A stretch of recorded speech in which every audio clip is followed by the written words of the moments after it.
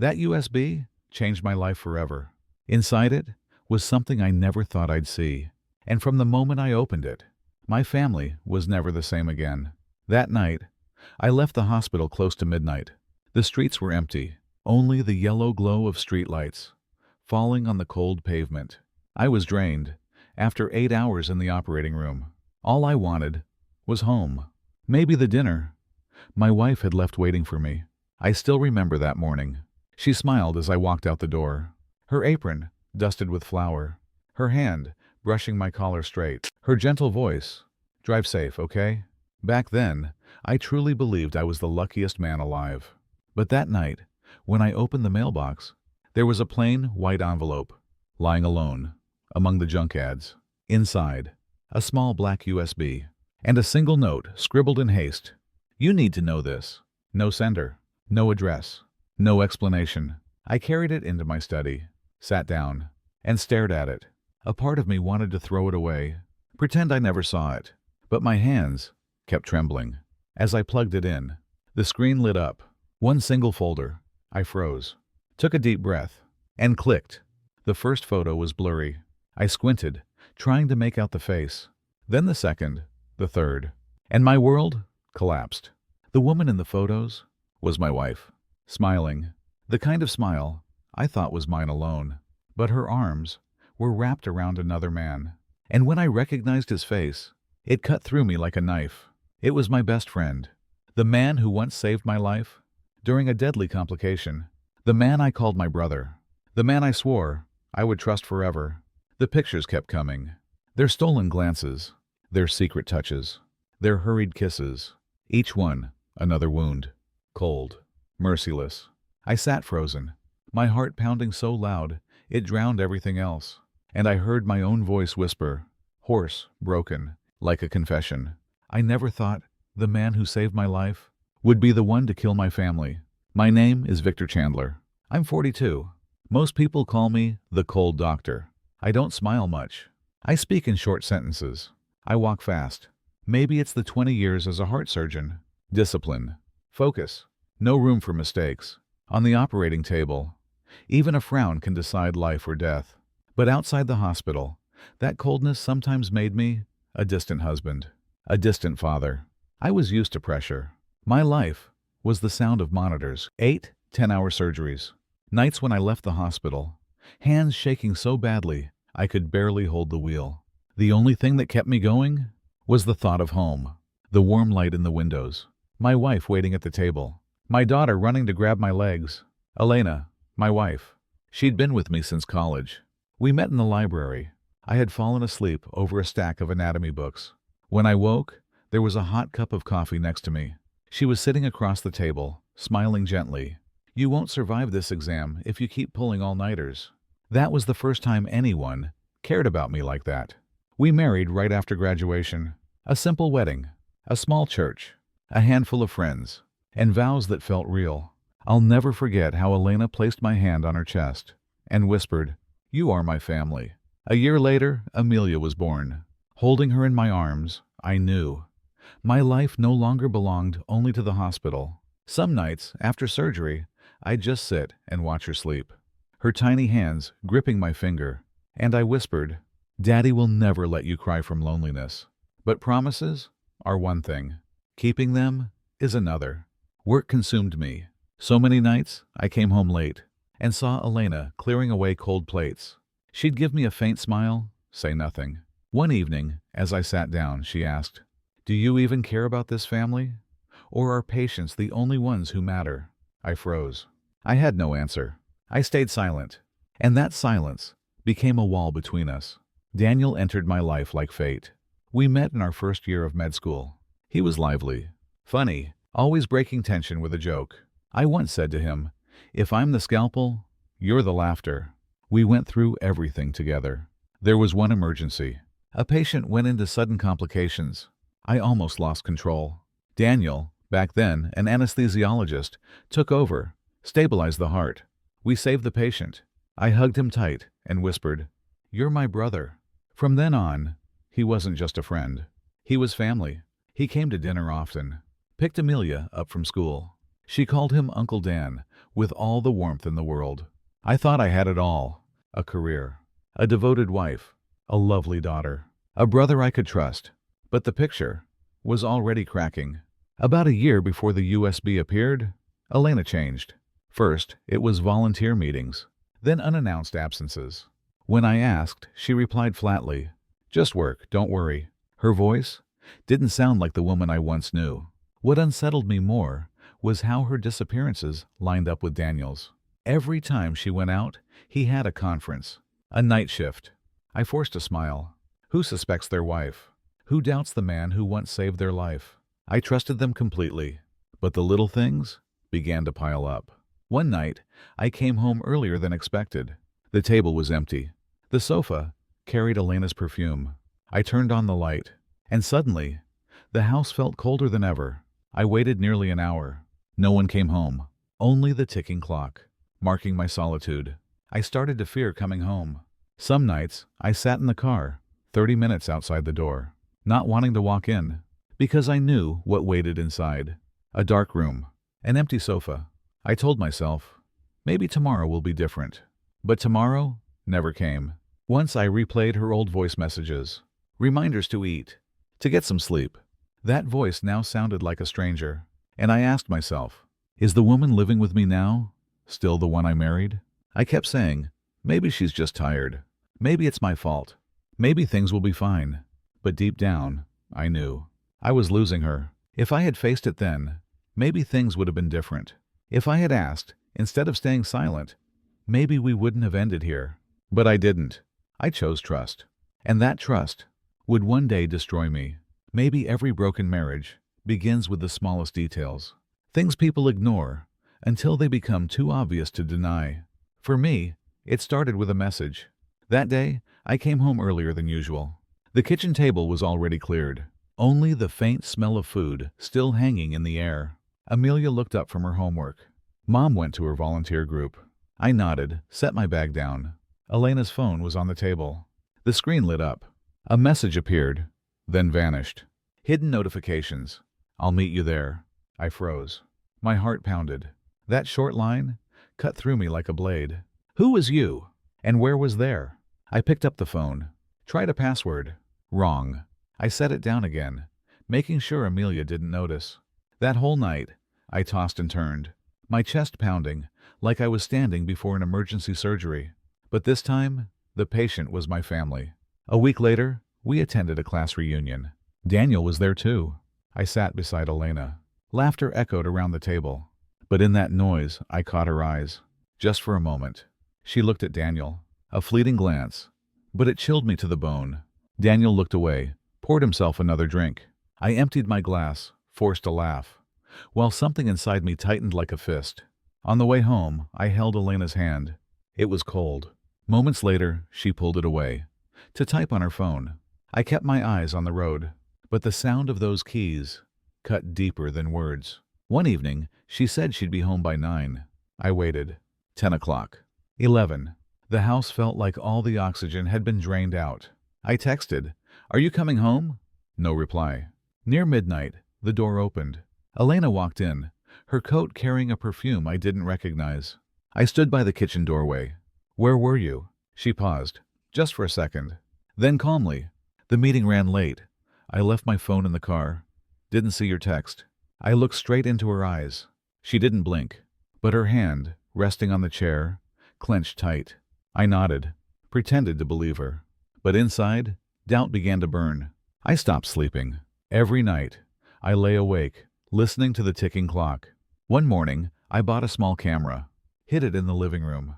Told myself, I'm just being paranoid, but if I don't, I'll go insane. At first, nothing. Just Elena reading, tidying up, Amelia doing homework. Then one clip that shattered me. Elena on the sofa, phone to her ear, whispering, "Yes, I'll be there, just wait for me." And then she smiled. A smile I hadn't seen in years. I replayed that clip over and over, each word stabbing my ears. I wanted to call her out, my hand shaking as I typed her number, then deleting it. I didn't have the courage. One day, I called Daniel. "Where are you?" His voice was steady. "At the hospital, night shift. Why?" I nodded to myself. pretended to believe him. But minutes later, Amelia sent me a message. A photo from her bus ride home. In it, Elena was sitting in a cafe, facing Daniel. I stared at the photo. My heart slammed against my ribs. Part of me wanted to run there, confront them. But another part whispered, if you see it with your own eyes, there's no way back. I sat alone in my car, gripping the wheel, eyes burning red. I knew I had just stepped closer to a truth I didn't want to face. That night, when Elena came home, I asked calmly, Did you see Daniel today? She flinched, then quickly answered, No, he said he had night duty. I looked into her eyes. For 1 second, I saw them waver. Then she turned away, her voice sharp. Why would you even ask me that? You're barely home, and you dare question me? Her words cut straight through me. I turned away, said nothing. But deep inside, I knew I had just heard the truth. The next day, I picked Amelia up. She was quiet the whole ride. When I asked, she whispered, Dad, I saw Mom with Uncle Dan at the cafe. They were sitting really close. I didn't know if I should tell you. Her voice trembled. I forced a smile. Maybe they were just talking about work. Don't worry. But inside, I knew my daughter had seen what I was still denying. That night, we sat at the dinner table. The food was there, but no one spoke. Elena put down her chopsticks after a few bites. Amelia looked at me, her eyes wet, as if asking, Dad, do you know? I lowered my head, swallowed the dry meat in my mouth. The silence so heavy, I could hear the clock ticking. After dinner, I stepped onto the balcony, opened the camera app on my phone. On the screen, Elena was in the living room, her face glowing in the light of her phone, smiling. I watched, feeling abandoned, inside my own home. When she walked into the bedroom, I pretended to sleep. But my eyes stayed open, staring at the ceiling. Her phone buzzed in her bag, and I heard her whisper, I miss you too, tomorrow, okay? Those words pierced straight through my chest. That night, I knew for certain. My family was no longer whole. That night, I tried something I hadn't done in years.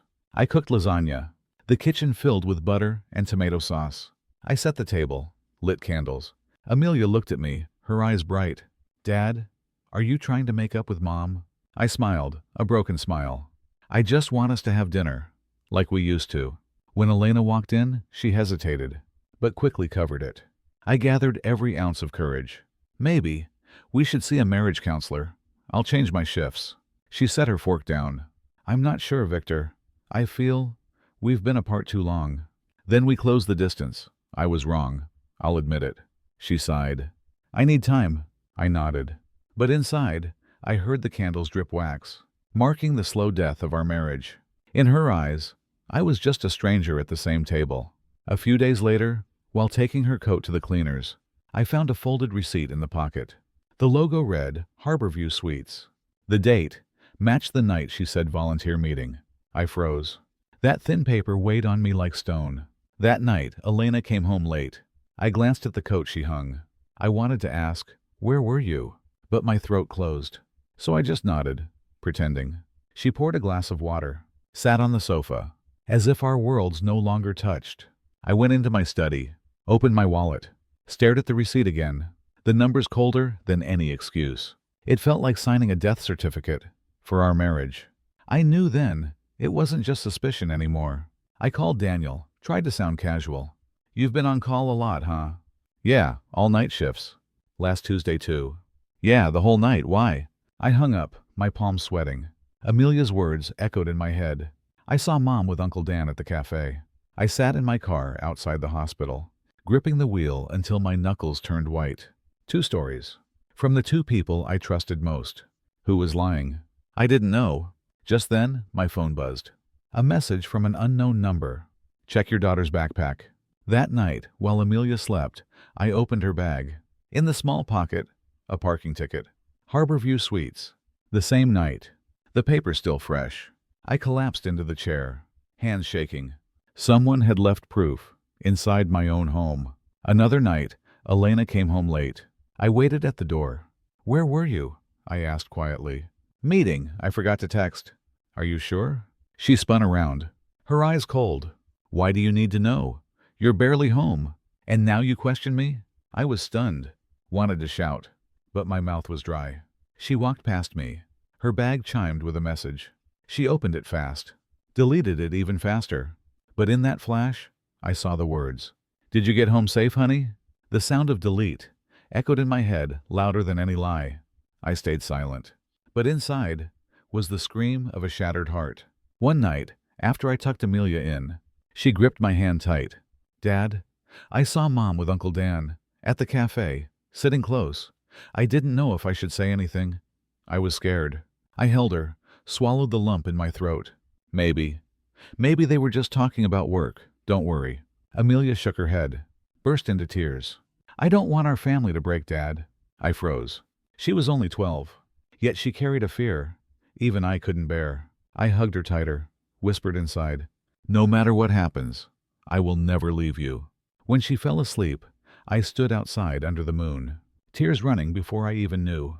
I realized my daughter had seen the truth, long before I had the courage to face it. The child saw what I kept running from. The next day, I wrote a letter by hand. I wrote about the mornings she walked me to the door, the smell of coffee, even our fights, that ended in laughter. I said I was ready to start again, from zero, if she would give me a chance. I left the envelope on the table, went to work. That night, it was gone. No note, no change in her eyes. On the fridge, the calendar had more meetings marked. I stared at that fridge. Her silence cut deeper than any confession. It was like my letter had fallen into a black hole, and I disappeared with it. Her silence was sharper than any blade. I pinned my last hope on Amelia's birthday. I hung lights, blew balloons, placed the cake. In my pocket, I carried 2 USBs. One named Family, full of memories. The other named Truth, full of the reality I dreaded. I prayed only the first would matter. The night before her birthday, I heard Elena whisper on the balcony, "I'll be busy tomorrow afternoon. After that, we'll see." I stood in the kitchen, my heart crashing like glass. When she walked in, I asked, "You'll be home tomorrow, right?" Her voice flat. "I'll try." I nodded. But in my pocket, the second USB weighed heavy, like a failing heart, waiting for the scalpel. I knew tomorrow the truth would step into this house. Amelia's birthday came on a warm afternoon. I had hung lights, blew up balloons, placed a strawberry cake in the center of the table. She ran around, laughing, then hugged me tight. "Thank you, Dad. Today's gonna be the best day ever." Elena walked out. Light blue dress, hair falling softly. She was still as beautiful as the day I first met her. But in her eyes, there was nothing left for me. Guests arrived. The room filled with laughter. When the candles lit up the cake, voices rose in song. Amelia closed her eyes, made a wish, blew them out. Cheering filled the room. I wanted to stop there, but in my pocket, my hand pressed heavy against 2 USBs. "Before the presents," I said, voice rough, "I want to show a few family memories." On the screen, the park, the beach, last Christmas. Amelia laughed, glowing. Guests clapped. Elena's lips pressed tight. When the last photo faded, I stood still. A long pause. My heart racing, my hand gripping the second USB. I drew a breath. And there are some things I think everyone should know. USB Truth lit up. On screen, Elena. In the parking lot. In Daniel's arms. 10 short seconds. But the whole room froze. A spoon clattered to the floor. "Victor!" Elena screamed, lunging at the laptop. "Are you insane?" I held firm. "No, this is the truth." Whispers spread. Some lowered their heads. Others pulled out their phones. Amelia froze, her eyes wide. Then tears burst out. Elena trembled, voice breaking. "It's not what it looks like. I clicked again. Hotel receipt. Parking ticket. The whispers grew louder. Elena cried out, "You want to humiliate me? On our daughter's birthday?" My throat tightened. "I want the truth." She turned to the guests. "He staged this. He's setting me up." But in that moment, Amelia's voice broke through. "No, I saw you, Mom. At the cafe, with Uncle Dan." Her words cracked like thunder. The room fell silent. Elena froze. Her lips trembled, tears spilling. She looked at Amelia, then at me. Her voice hissed through clenched teeth. I didn't mean for this. But you left me alone too long. You only cared about your hospital, your patients, and I was empty." I stood there.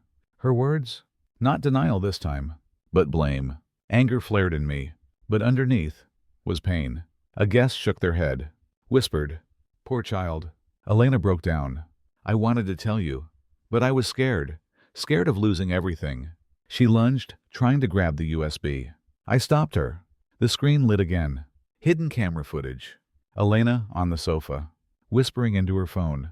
"Yes, I'll come. Wait for me." The sound filled the room. Bare, undeniable silence. A few guests stood, bowed, and quietly left, the air heavy. Only Amelia's sobs remained. I held her, looked straight at Elena. "I trusted you, more than I trusted myself. And this is how you answer me?" Elena staggered back, covered her face, sobbing. Then suddenly, she bolted for the door, left everything behind. The slam echoed like the final toll of a bell. The room was empty now, just me and Amelia, her small sobs breaking the silence. She looked up, eyes red. "Dad, what now?" I stroked her hair, my chest heavy. "Now we live with the truth, no matter how much it hurts." The truth exploded on my daughter's birthday, confirmed by her own voice. Elena denied, excused, then ran. Our family shattered, but Amelia and I had no choice left but to face what was real. The door slammed behind Elena. The birthday room, once loud with laughter, now felt like a funeral. Balloons drifted to the floor. Candles still burned on the cake. I sank down, holding Amelia close. Her tiny shoulders shook as she sobbed. "I'm here. I'm not going anywhere," I whispered. The last few guests slipped out quietly. No one dared say a word. When the final door shut, the house was filled only with a child's crying and the dry ticking of the clock. That night, after Amelia finally fell asleep, I sat alone in the living room. The string lights still flickered, casting long shadows across the wall. On the table, the USB still plugged into the laptop, like a blade left inside the wound. I pulled it out, slipped it into my pocket. It felt as heavy as my heart. I looked around the house. The sofa where Elena watched movies, the cup she used for tea, all still there, but without her breath. I realized I had stepped into a different life now, a house of two instead of three. 2 days later, a message came. "We need to talk." We met at a cafe near the hospital. Elena was thinner, her eyes swollen red. She twisted her cup in her hands. Her voice cracked.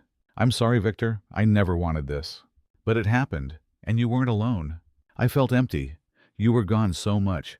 Daniel, he filled that emptiness." I gave a bitter laugh. "You could have told me. I was ready to change. But you chose another way." She broke down, pleading. "Please, don't make me the villain in Amelia's eyes." I looked at her, my voice low. "I don't have to. She already sees it. My only job now is to keep her safe." That night, after tucking Amelia in, my phone buzzed. A message. Unknown number. "Victor, I'm sorry. It's my fault. Don't blame Elena alone. I'm to blame." The sender? Daniel. I gripped the phone, blood rushing to my temples. The man who once saved me in surgery now sent me a weak confession. I thought of replying, then deleted it. There was nothing left to say. The truth was cruel enough. A few days later, Elena returned to pack, her eyes red. Amelia saw her, ran forward, hugged her tight, then suddenly pulled back, hiding behind me. Elena looked around, whispered, "I never thought it would go this far. It went far the day you turned away." I rasped. She trembled, picking up her things, then dropped to her knees before Amelia, hands shaking. "I'm sorry, baby. I still love you." Amelia stepped back, tears streaming. "If you loved me, you wouldn't have done this. I hate you." The room collapsed in silence. Elena cried out, broke down, then fled. The door slammed, leaving only emptiness.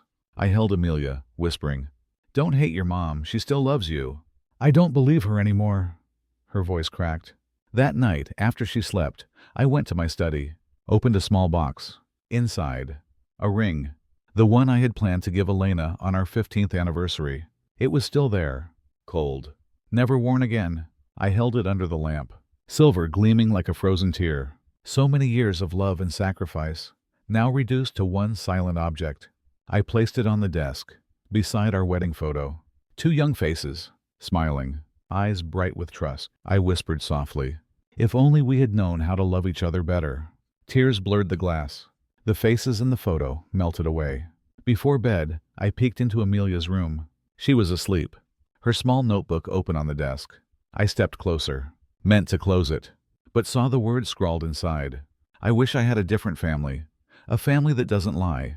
A family that doesn't cry every night. I froze. The childish handwriting cut deeper than any knife. I closed the notebook gently, kissed her forehead, and whispered, "I promise, you'll never have to write this again." In the dark, I finally understood. The road ahead wasn't just about letting go of Elena. It was about rebuilding trust for a child already shattered before my eyes. Her diary had revealed a tragedy even deeper. The tragedy of a child who no longer believed in family. I once thought the greatest pain was losing a patient on the table. But I was wrong. The deepest pain was reading Amelia's scribbled words in her diary. I wish I had a different family. The days after were quiet. Elena was gone. Only me and my daughter, trying to fill the emptiness. I learned to cook, to tie her hair, to listen more. Things that seemed small before, but now felt like an entire journey. One morning, when my pancake burned black on one side, Amelia giggled. "Dad, you're terrible at this." I pretended to frown. "Then we'll eat burnt today. Tomorrow, I'll try again." She nodded, her eyes brighter. "Then I'll try too, to learn how to trust you again, from the start." Her words caught in my throat. I realized healing wasn't just mine. It was hers too. One afternoon, picking her up from school, I thought I saw a familiar figure. Thin frame, hair tied back. But when I looked again, she was gone, lost in the crowd. That night, Amelia quietly opened her bag. Inside, a small gift box, a knitted scarf, and a note. "I still love you, no matter where I am. Mom." She looked at me, eyes uncertain. "Dad, should I believe her?" I sighed, brushed her hair gently. "You can keep the gift, but remember, real love must come with truth." She hugged the scarf, said nothing more. That night, I opened my drawer, took out the wedding ring I had never given back. I turned it in my hand, cold silver glinting under the light. A reminder that love without care becomes nothing but metal. I placed it inside a wooden box, not to hold on, but to remind myself love once existed, and endings are part of life too. People ask if I hate her. I think, no, I was angry. I wanted to scream betrayal in her face. But then I saw Amelia, clutching the scarf her mother sent. And I knew, if I fed hate, my daughter would grow up in darkness. I cannot change the past, but I can choose how I live after it. And I choose to be the father Amelia can trust. If anyone listening to this feels alone in a broken marriage, hear me, you are not alone. Sometimes family falls apart, but if you still have love for your child, and for yourself, that is enough to stand again. One weekend night, I peeked into Amelia's room. She was fast asleep, her diary open on the desk. This time, the words were new. "Today, I don't wish for another family anymore. I only wish Dad and I will always be together." Tears fell, but not from pain, from knowing I still had a reason to keep going.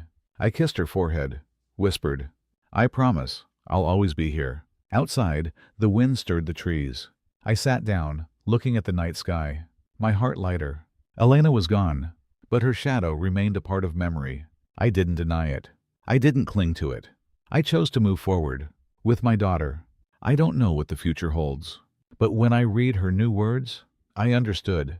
A family isn't defined by how many people are in it. It's defined by the love that remains.